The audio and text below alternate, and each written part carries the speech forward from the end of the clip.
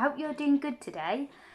I've got a lovely story to read to you, and it's from this lovely book called Fairy Tales and Fantastic Stories, and it's called Jack One Step.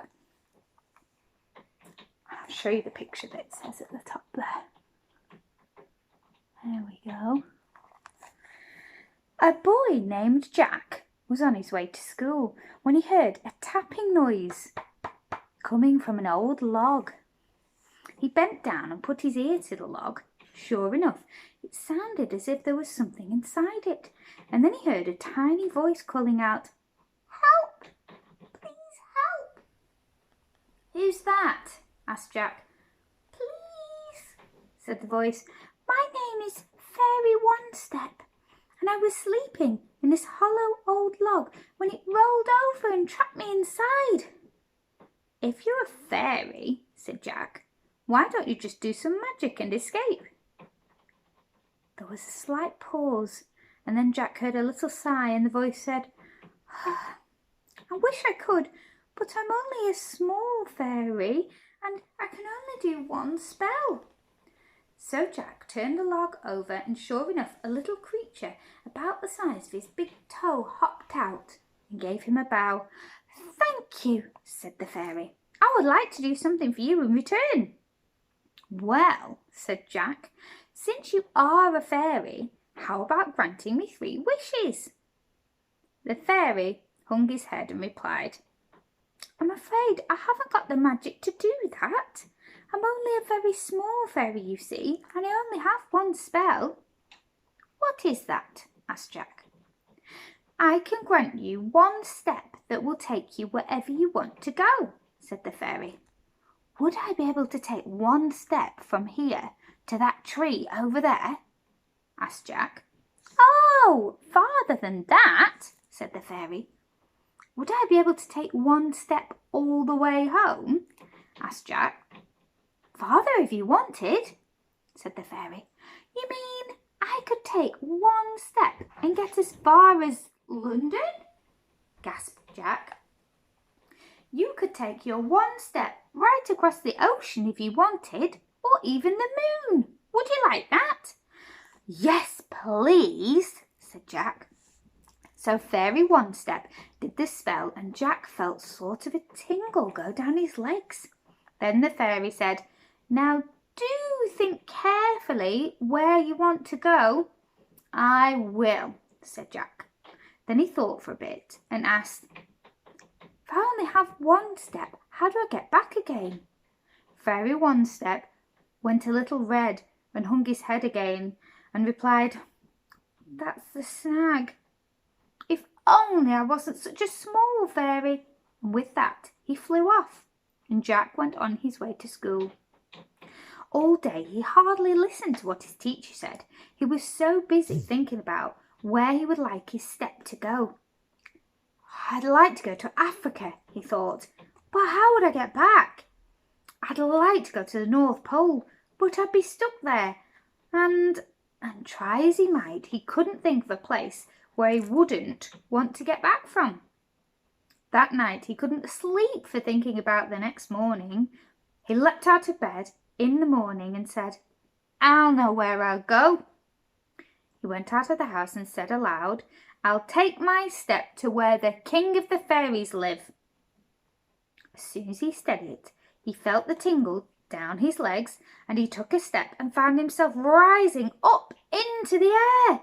Up and up he went, above the trees, higher and higher.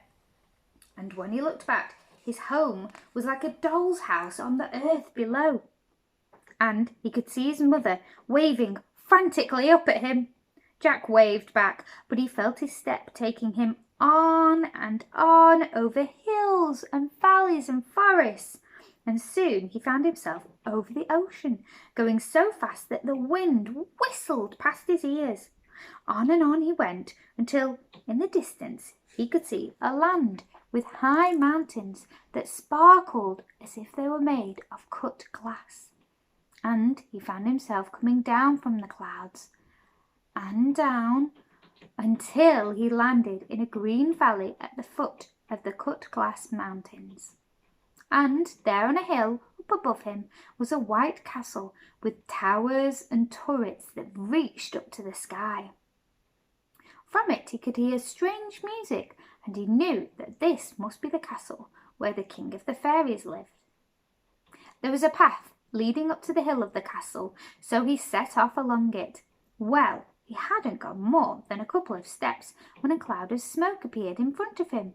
When it cleared away, he found himself staring straight into the eyes of a huge dragon that was breathing fire out of its nostrils. "Where do you think you're going?" asked the dragon. "To see the King of the Fairies," replied Jack. "Huh," replied the dragon, and breathed a long jet of flame that set fire to a tree. "Go back where you came from." "I can't," replied Jack. "I came by one magic step, and I haven't got another." "In that case," said the dragon, "I shall have to burn you up." But Jack was too quick for him. He sprang behind the dragon's back, and the dragon span round so fast that he set fire to his own tail, and Jack left it trying to put out the flames by rolling in the grass. Jack ran as hard as he could right up to the door of the castle and rang the great bell. Immediately the door flew open, and an ogre with hair all over his face looked out and said, "You'd better go back to where you came from, or I'll cut you up into pieces and feed them to my dog." "Please," said Jack, "I can't go back. I came by one magic step and I haven't got another. I've come to see the King of the Fairies." "The King of the Fairies is too busy," said the ogre, and pulled out his sword that was 6 times as long as Jack himself. And the ogre held it over his head and was just about to bring it down when Jack jumped up and pushed the ogre's beard up his nose. And the ogre gave a terrible sneeze and brought down his sword and cut off his own leg. Jack dashed inside and shut the door. The castle was very dark, but in the distance Jack could still hear the fairy music that he had heard before. So he crept through corridors and down passageways, expecting at any moment for it to be another monster.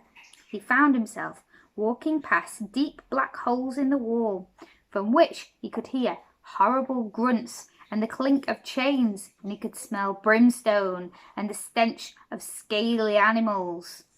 Here's a picture of the dragon. He's one of the scaly animals, isn't he? Sometimes he would come to deep chasms in the floor of the castle and find himself looking down thousands of feet into seething waters below, and the only way across was a narrow bridge of brick no wider than his shoe. But he kept on towards the fairy music, and at length he saw a light at the end of the passage. When he reached the door, he found himself standing in the great hall of the Fairy King. There were lights everywhere, and the walls were mirrors, so that 1,000 reflections greeted his gaze, and he could not tell how large the hall really was. The fairies were all in the middle of a dance, but they stopped as soon as they saw him.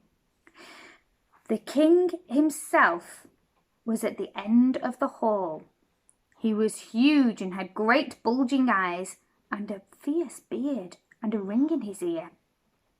"Who is this?" he cried. "Who dares interrupt our celebration?" Jack felt very frightened, and he could feel the power of magic hovering in the air, and all those fairy eyes, wide and cold, staring at him. "Please," said Jack, "I've come to complain." "Complain?" roared the King of the Fairies, turning first blue, then green with rage. "No one dares complain to the King of the Fairies." "Well," said Jack, as bravely as he could, trying to ignore all those glittering fairy eyes, "I think it's most unfair to leave Fairy One Step with the only one spell, and not a very good one." "Fairy One Step's only a very small fairy," bellowed the King of the Fairies, and he stood up and he towered all over the other fairies, and then he held his hands in the air and everything went deathly silent.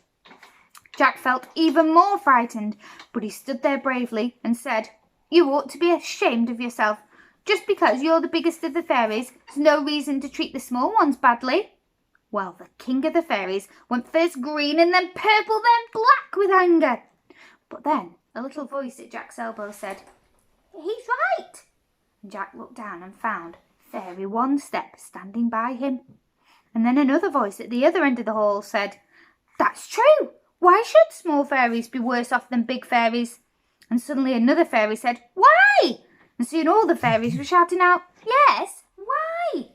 The king of the fairies drew himself up and looked fiercely angry and roared, "Because I'm more powerful than any of you." And he raised his hands to cast a spell. But the fairies called out, "But you are not more powerful than all of us." And do you know what happened then? In a flash, all the other fairies disappeared, and before he could stop himself, the king of the fairies had cast his spell right at his own reflection in one of the mirrors. The king of the fairies shook and trembled, and first his beard fell off, then he shrank to half his size and fell on all fours and turned into a wild boar and went charging about the hall of mirrors. Then the other fairies reappeared and threw him out of the castle, and they made Fairy One Step their king and granted Jack one more magic step to take him home. And that's just where he went. Here's another picture. I hope you liked that story called Jack One Step from the lovely book Fairy Tales and Fantastic Stories. Have a lovely day.